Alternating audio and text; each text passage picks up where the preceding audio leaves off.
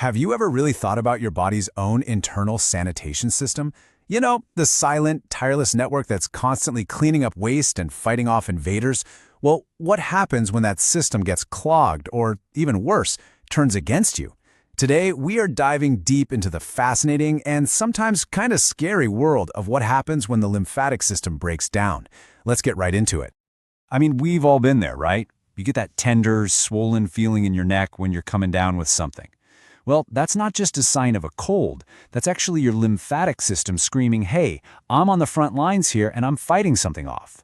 And believe it or not, that's our way into this whole complex world of lymphatic disorders.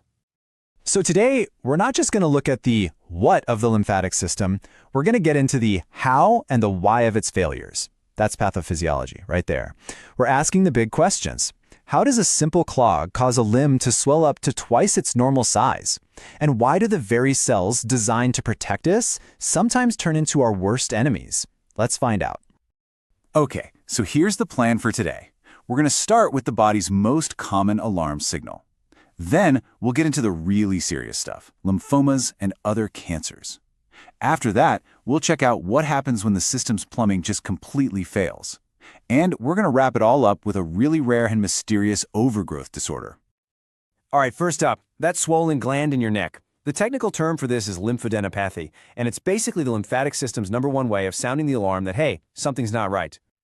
Now, this is super important to get. Lymphadenopathy isn't the disease itself, it's a symptom. Think of your lymph nodes like little alarm bells. When they ring, it usually just means your body is fighting off a common invader, like a cold virus. But what if that alarm bell just keeps on ringing, with a persistent, painless swelling? That's when we need to pay very, very close attention. So, we've seen how a swollen lymph node can actually be a sign of a healthy immune response. But what happens when the cells inside those nodes go rogue? What if the guards themselves become the traitors? That's when we cross over into the really serious territory of lymphatic cancers. And this brings us to lymphomas. These are cancers where your lymphocytes, which are basically the specialized white blood cells that make up your body's army, they just start multiplying without any control. They completely crowd out the healthy cells inside the lymph nodes. Now, the causes can be pretty complex, but one known risk factor is having received radiation therapy as a kid. Now, this is where it gets really interesting, because not all lymphomas are created equal. The key is all in how they behave. Hodgkin's lymphoma, for instance, it's kind of like a slow, predictable fire. It spreads from one lymph node to the very next one in a nice, orderly chain.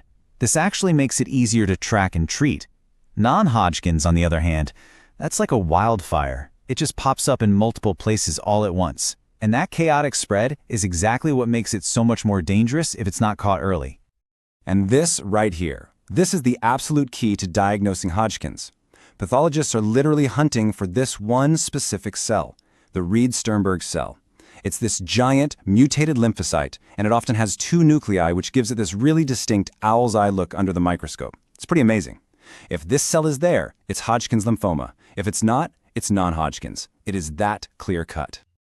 So often, it all starts with something that seems totally harmless, just a painless lump in the neck. But then, other, more sinister signs can start to show up.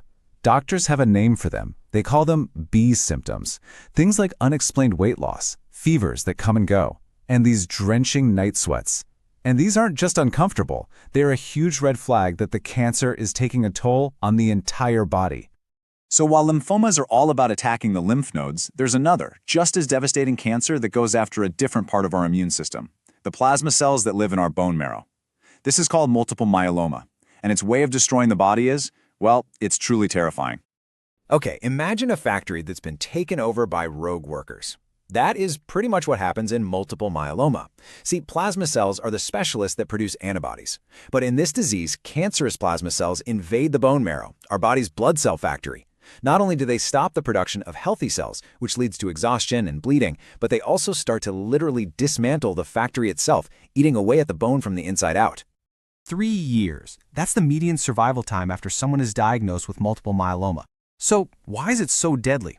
Well, it's because it's a silent killer. The early symptoms like bone pain or just feeling tired are often so vague that they get mistaken for arthritis or just, getting older. By the time it's finally discovered, the damage is already done. Okay, we've just seen what happens when the cells of the lymphatic system go completely haywire. But what about when the system itself, the plumbing, gets clogged? Let's shift gears from cellular malfunction to straight-up mechanical failure. This is lymphedema, and at its core, it's a drainage problem.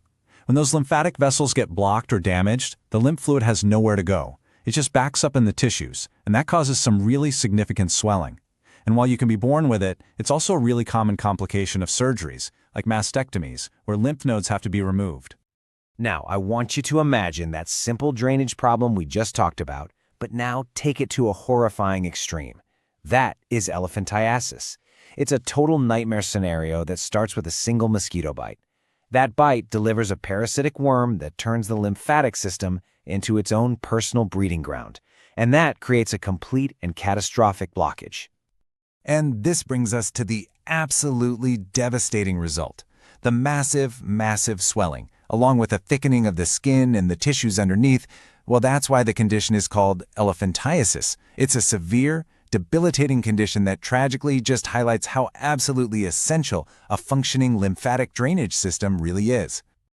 All right, our final stop on this tour of lymphatic disorders is a true medical mystery. It's not really cancer, it's not quite an infection, and it's not exactly a blockage. It's a really rare and puzzling condition called Castleman's disease. So Castleman's disease is all about an overgrowth of tissue in the lymph nodes. In what's called its unicentric form, it's a localized problem, just affecting a single node. You can think of it like a single benign tumor that can often just be surgically removed and bam, problem solved. But in its multicentric form, it's a systemic disease with these overgrowths all throughout the body, waging a war on the immune system that can be incredibly difficult to fight. So from a simple swollen gland to a life-threatening cancer, the lymphatic system has a powerful and sometimes absolutely terrifying story to tell. It's our silent guardian, working tirelessly 24/7 to protect us. The real question is, are we listening? Because as we've seen today, ignoring its signals, well, that can have devastating consequences.